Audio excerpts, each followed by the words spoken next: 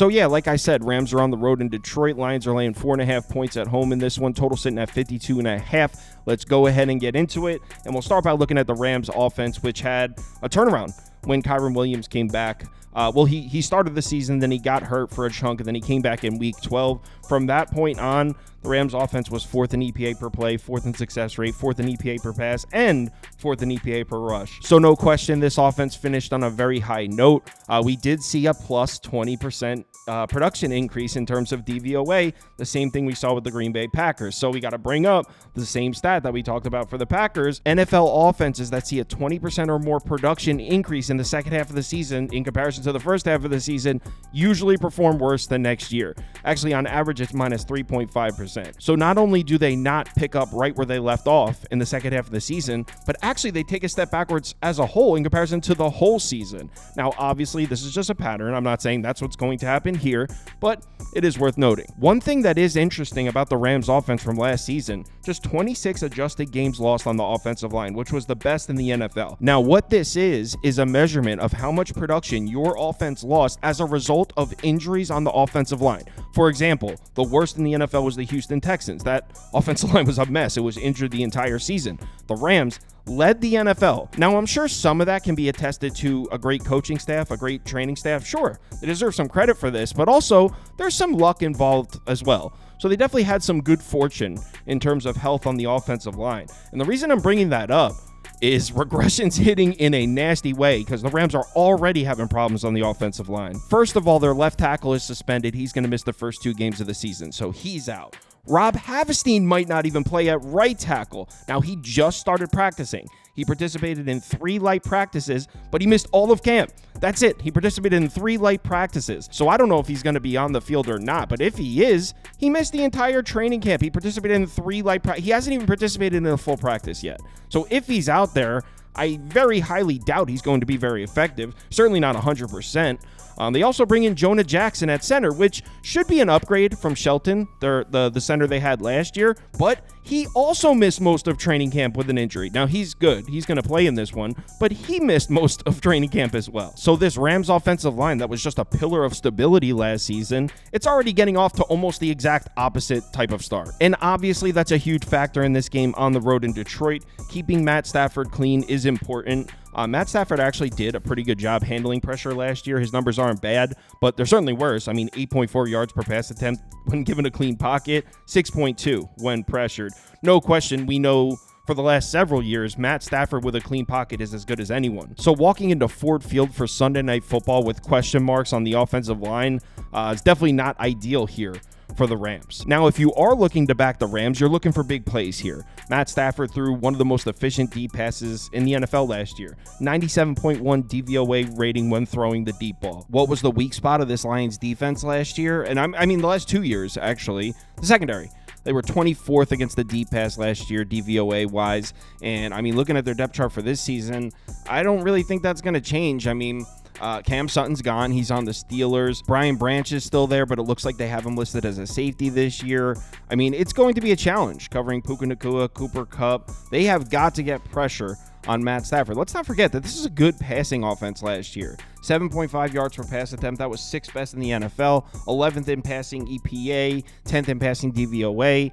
And then you look at the bottom of this graphic, we get to their rushing numbers. So let's talk about the Rams' rushing attack. Second half of the year, this was a run-first team. I mean, we already talked about it. When Kyren Williams came back from injury in Week 12, this Rams offense looked like an entirely different unit. I mean, they were running the ball, throwing the ball. Look at their rushing stats from that point on. 161 rushing yards per game, over 5.1 yards per carry. They're opening up against Detroit, and nobody was running the ball on the Lions last year. I mean, this defensive line was really good. 4th in run defense grade, 6th in adjusted line yards. If you look at the depth chart, they may have even gotten better against the run. I mean, they add DJ Reader, although I don't think DJ Reader is going to play in this game. It looks like he's going to make his Lions debut in Week 2. So I think DJ Reader is going to be out for this one. But they also added Marcus Davenport. People kind of forgot about him because he was hurt for most of last season. He was great for the Saints. So if he's able to stay healthy, this is a huge addition. This Lions run defense that was one of the best in the NFL last year may have even gotten better against the run. And then opening up against a Rams offensive line that has all kinds of question marks on it, really like the matchup there. Now, I'm by no means saying the Lions defense is just going to shut the Rams offense down. We're talking about Matt Stafford, Puka Nacua, and Cooper Kupp against a weak Lions secondary. I'm sure they're going to make some plays. I mean, we saw it in the playoffs. Stafford was 25 of 36, 367 yards, 2 touchdowns, over a 120 passer rating. The Rams' problem in that playoff game was not that they couldn't move the football, it was that they couldn't convert when it mattered. 3 of 9 on third downs in that game, 0 of 3 in the red zone, just 23 points. So overall on this side, I expect to see the Rams wide receivers make some plays against the Lions secondary. I do. But as a whole, the Lions should dominate the line of scrimmage, and I don't know how clean they can keep Matt Stafford in this game. So overall, I do like the matchup for the Lions. You can definitely chalk the Rams up for a few big plays. But now we get to the other side of the ball, and I don't know what to even say about this Rams defense. They went and traded Ernest Jones, who was probably their best remaining player now that Aaron Donald retired. Remember, Aaron Donald's gone now. Ernest Jones was one of the best linebackers in the NFL last year. He's pretty much the leader of the defense. He was 7th in overall PFF grade, 5th in run defense grade. He's gone. They traded him to the Titans. And now I'm going to bring up the Rams depth chart. Look specifically at their front seven. Check this out. Left defensive end, Braden Fisk. He's a second-round pick, rookie, 24 years old. Defensive tackle, Bobby Brown. He's a 4th-round pick from 2021, 24 years old. Kobe Turner, D-tackle, 3rd-round pick from last year, 25 years old. Byron Young, linebacker, 3rd-round pick last year, 26 years old. Omar Spates, undrafted free agent this year, rookie, 23 years old. And then you have Roseboom, who's 27, undrafted free agent from 2020. And also they have their 1st-round pick, Verse, out there. He's 23 years old, but he's very highly touted. Still, look at the ages of the Rams defensive front seven and take into account that they lost Aaron Donald and Ernest Jones, the best 2 players from that unit. What can we really expect from this Rams defensive front here? I mean, this is such a young, inexperienced unit that just lost their 2 leaders. Don't like the look of that at all. And it actually gets worse. Raheem Morris is gone. He's now the head coach of the Falcons. So in addition to having the youngest, most inexperienced defensive front seven in the NFL, they're also bringing in a new defensive coordinator, Chris Shula, who's never called plays before. This is his first time. I really don't know what to think about that. I mean, if you ask me, I think it's going to be pretty bad. And keep in mind, Jared Goff is a guy you have to pressure. If you do not get pressure on Jared Goff, he will cook you, especially in this building.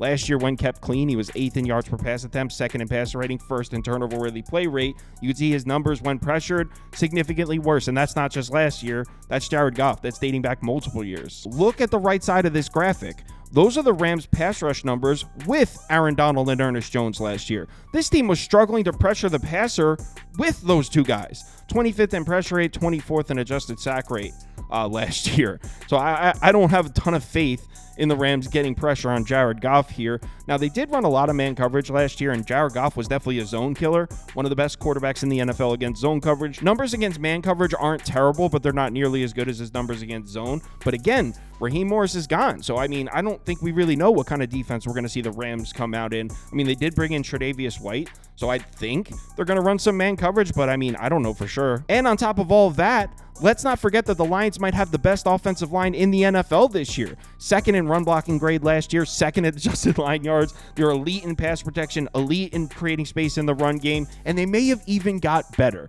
Yes, they lost Jonah Jackson, but they bring in Kevin Zeitler from Baltimore, who may be an upgrade. Everyone else on the depth chart for Detroit's offense is back. It's pretty much the same offense with an upgrade at guard.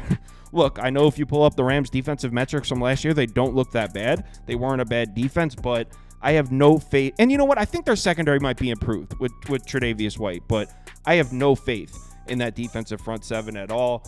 Look at the Lions' offensive numbers from last year. This was an elite offense that, in my opinion, only got better. So as far as betting this game, I mean, I'm sure you figured out from this video that I am on Detroit. I bet it at 3.5. I would still bet it at 4.5. It's Lions all the way for me here. I understand that this is going to be a super square bet, and most of the world is going to be on Detroit.